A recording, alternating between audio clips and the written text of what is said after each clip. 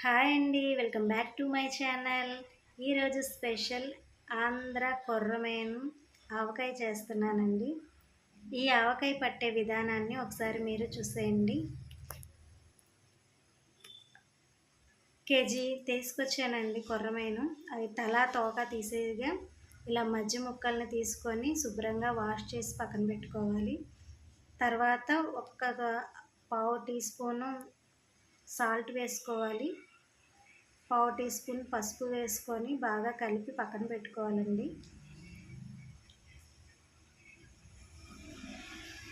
ఇలా చేయటం వల్ల ఫిష్లో ఉన్న వాటర్ అంతా బయటకు వచ్చి మనం ఫ్రై చేసేటప్పుడు స్పీడ్గా వేగుతాయి.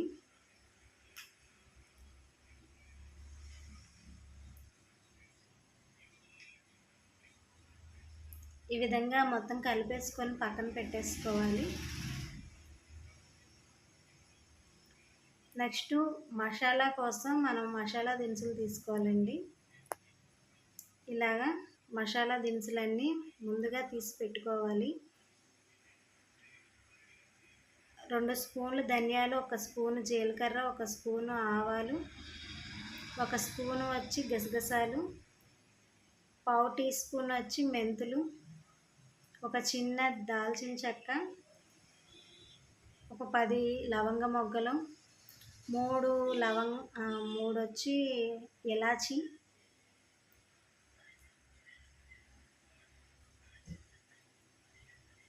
ఇవన్నీ తీసుకొని పక్కన పెట్టుకోవాలండి. తర్వాత స్టవ్ వెలిగించి ప్యాన్ పెట్టుకోవాలి.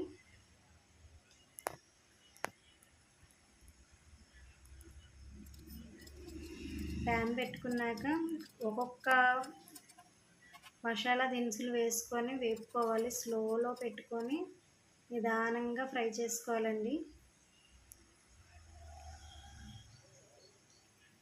ఈ విధంగా ఒక్కొక్కటిగా ఫ్రై చేసుకొని పక్కన పెట్టుకొని చల్లారిన తర్వాత మిక్సీ చేసుకోవాలి. అలాగే ఒక పాన్ పెట్టుకొని దాంట్లో ఆయిల్ వేసుకోవాలండి. 2 కప్పుల ఆయిల్ వేసుకోవాలి. మనం ఇందాక కలిపి పెట్టుకున్న ఫిష్ ముక్కలు ఒక్కొక్కటిగా వేసుకోవాలి.